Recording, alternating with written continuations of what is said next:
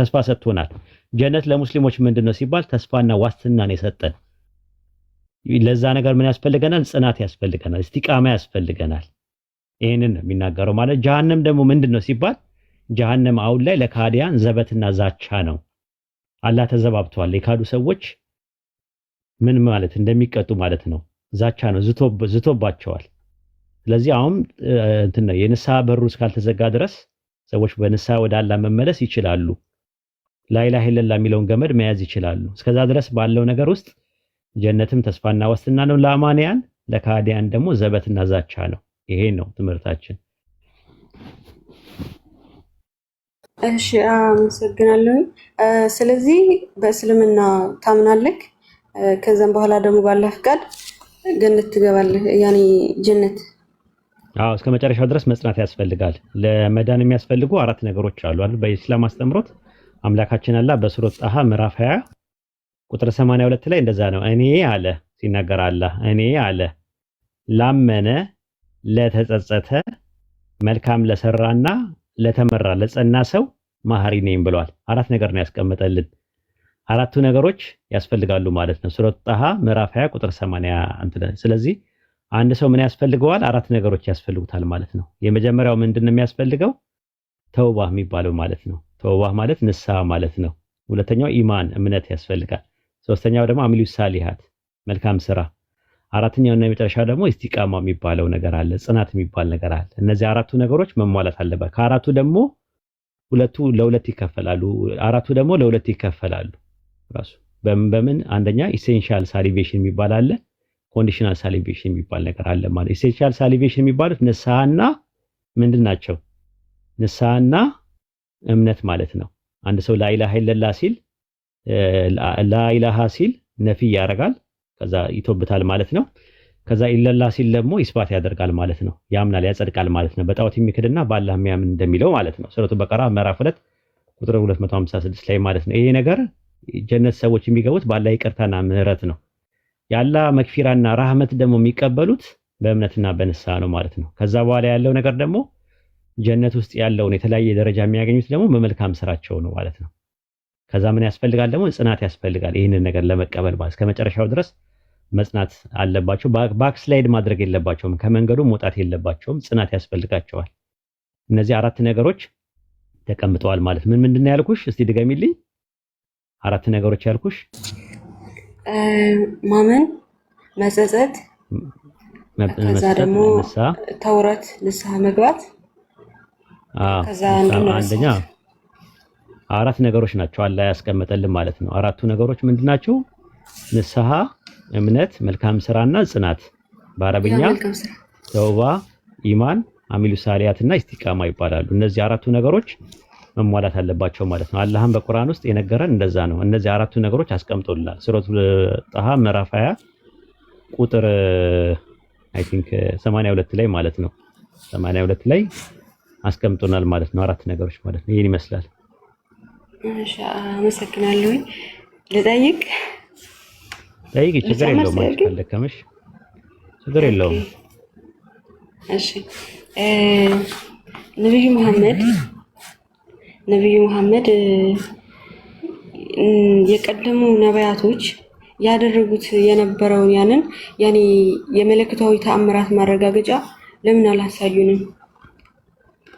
ምን ለምሳሌ ተአምር ማለት በቃ መለኮታዊ የሆነ መገለጫ ተአምር፣ የተለያዩ ነገሮች ነቢያቶች ሲያደርጉ የነበሩትን ለምን ነብዩ መሐመድ አድርገው አላሳዩንም?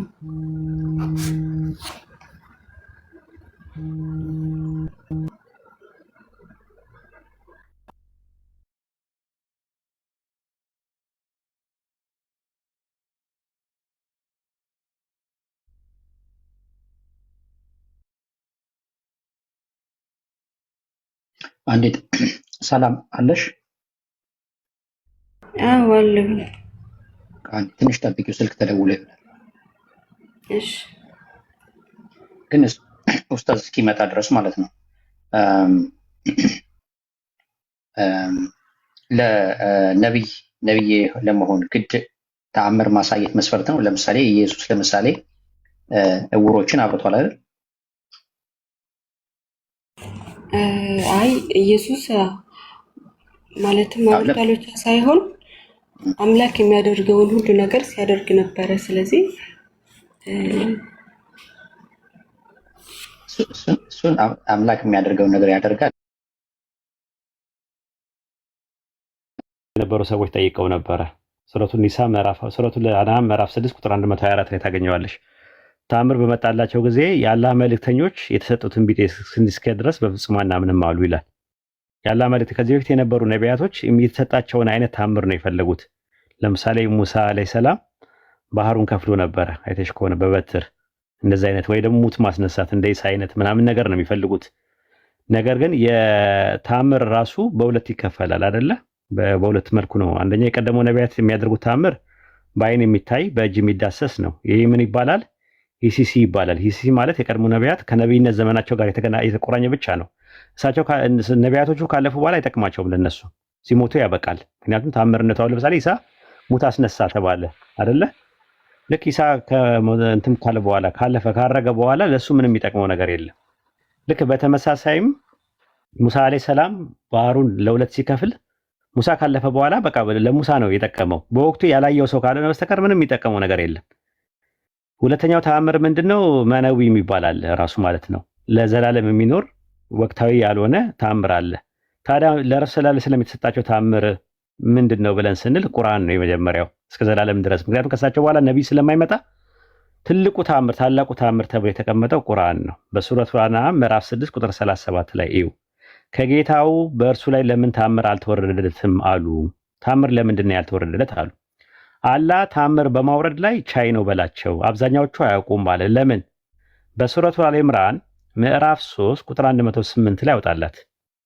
በሱረቱ አለ ኢምራን ምዕራፍ 3 ቁጥር 108 ላይ ሱረቱ አለ ኢምራን ምዕራፍ 3 ቁጥር 108 ላይ አየሽው? ሱረቱ አለ ኢምራን ምዕራፍ 3 ቁጥር 108 አየሽው? እነዚህ ይቺ በአንተ ላይ በእውነት የምናነባት ስትሆን ያላ ተአምር ናት አለ። ተአምራት ናት አለ። አየሽው? ቁርአን ራሱ ምንድነው አለ? ተአምር ነው ብሏል። ብዙ ቦታ ላይ አለ። ሱረቱ በቀራ ምዕራፍ 2 ቁጥር 252 ላይ ይህ በእውነት በአንተ ላይ የምናነባቸው ሲሆን ያላ ተአምራት ናቸው እያለ ይናገራል። ሱረቱ ጋሺያ ምዕራፍ 45 ቁጥር 6 ላይም በአንተ ላይ በእውነት የምናነብ ስንሆን ያላ ተአምራት ናቸው፣ ከአላህና ከታምራቶቹ ወዲህ በየትኛው ንግግር ያምናሉ አለ። ተአምር አድርጌ ያወረድኩት ቁርአንን ነው ብሎናል። ረሱል ሰለላሁ ዐለይሂ ወሰለም በሐዲስ ላይም እንደዛ ነው ያሉት። ማንኛውም ነብይ ህዝቦች ያምን ዘንድ ተአምር ተሰጠው፣ ነገር ግን ለኔ የተሰጠኝ ተአምር አላህ ወደ እኔ ያወረደው ወሂ ነው ብለው ነው ያስቀመጡት። ይሄን ነው የሚያመለክተው። በተረፈ ሌሎቹ የሰሩት ረሱል ሰለላሁ ዐለይሂ ወሰለም የሰሩት ተአምራት በአጠቃላይ እሳቸው በህይወት እስካሉ ድረስ እንጂ የሚጠቅማቸው እሳቸው ካለፉ በኋላ እንደ ማስረጃነት አድርገን ብንጠቀመው ጥቅም የለውም። ለምን? በቦታው አልነበርንም። ለማሳመኛም መጠቀም አይቻልም። ራሱ ለኛ ላመንነው ነው የሚጠቅመው። ረሱል ሰለላሁ ዐለይሂ ወሰለም በነበሩበት ሰዓት ላይ ጨረቃ ለሁለት እንዲከፍሉ አድርገው ጨረቃ ለሁለት ተከፍሏል። ከእጃቸው ላይ ውሃ ፈልቋል። ምግብ ባርከው አብዝተዋል። እውር አብርተዋል። ይሄንን ነገር አሁን ብነግርሽ ሐዲስ ላይ አለ። ያን ነገር ብነግርሽ ማናየው ማለት ትችያለሽ። ለምን? በወቅቱ የለንማ፣ ማስረጃ የለኝም። ከተጻፈ ውጪ ማስረጃ የለኝም። አሁን ኢሳም ሙት አስነስቷል። ማስረጃ አምጣ ብትይ የለኝም። እኔ ተጽፎ ያለ ነገር ነው እንጂ በወቅቱ አላየውም፣ አልሰማውም። አርኪኦሎጂካሊም አላረጋገጠልኝም። ሳይንቲፊካሊ ሜቶዶችም የለኝም። ራሱ ሙሳ አለይሂ ሰላም ባህሩን ለሁለት ከፍሎ ነበረ። በወቅቱ የለውም። ስላመንኩኝ ነው፣ መሰረታዊ ነገሮችን ስላመንኩኝ ነው የሙሳ ተአምራት የተቀበልኩት እንጂ የሙሳ ተአምር ስላደረገ አይደለም የተቀበልኩት። በወቅቱ አልነበርኩም፣ በቦታው አልነበርኩም። ስለዚህ ረሱል ሰለላሁ ዐለይሂ ወሰለም ጨረቃ ለሁለት ሲከፍሉ ከጣታቸው ላይ ውሃ ፈለቀ፣ ምግብ ተስፊ ያደረገ፣ ምግብ ባርከው ነበረ፣ አብዝተው ነበረ፣ ውር አብርተው ነበር፣ በጣታቸው እንትን ብለው በምራቃቸው እንደዚህ አድርገው ነበር የሚባሉ ሐዲሱ ላይ ያሉ በአጠቃላይ በነግርሽ እኔ ዘርዝሬ በነግርሽ ካላምሽ በወቅቱ በቦታው ስላልነበርሽ ላንቺ አይጠቅምሽም። ላንቺ የሚጠቅምሽ የትኛው ነው? አሁን ከረንት ላይ ያለው ቁርአን ነው የሚጠቅምሽ። ለዘላለም ተአምር የተባለው ምንድነው? ተአምር ብለሽ እንድትመረምሪ ነው እንትን የሚልሽ። ስለዚህ ለረሱል ሰለላሁ ዐለይሂ ወሰለም የተሰጣቸው ተአምር ብዙ ነው። አንደኛ ማለት ነው። አንደኛ ታላቁ ቁርአን ነው። ሌሎች ደግሞ በወቅቱ በህይወት በነበሩበት ዘመን ላይ ሲያደርጓቸው የነበሩት ነገር በአጠቃላይ በወቅቱ ያዩዋቸው ሰዎች ለነብይነታቸው ማረጋገጫ ይሆን ዘንድ የተሰጣቸው ተአምር ነው ለማለት ፈልጌ ነው። ይሄን ይመስላል። እሺ አመሰግናለሁ። ተመልሶልኛል። ጥያቄ አለኝ ትንሽ የገባች ካለ ጠይቃለሁ። አንዴ በቃ ችግር የለውም። ያያቸውና በእንትን ደረጃ ሊስታውት አድርጊያቸውና እኔ ስገባም ሆነ ሌሎችም ሲገቡ ጥያቄዎችሽ መጠየቅ ትችያለሽ ማለት ነው። እንደዚህ ጠይቂ፣ ችግር የለውም። ምንም የሚያሳቅቅ ነገር የለም። እኛ ጥያቄ ካላቸው ሰዎች ሪሊ ካላቸው እኔ ብዙ ነገር መስዋዕት ከፍዬ እመጣለሁ። እኔ ሪሊ ማለት እውነት እንዳንቺ አይነት ቅን ነገር ጠያቂ ሰዎች ካሉ ከመሄድበት ከምንትን ከምልበት ምናምን ነገር ስራ ብቻ አይሆን እንጂ ሌላ ነገር ካለ ሌላ ነገር ትቼ ማንብበት ነገር ጊዜ ካለኝ ከነባቤ ላይ መተኛም ከሆነ ከእንቅልፌ ላይ የራሱ መስዋዕት አድርጌ መጥቼ እመልስልሻለሁ። እሺ አብሽሪ። እሺ አመሰግናለሁ። እሺ መልካም ቀን ይሁንልሽ ኢንሻአላህ። ፎከስ።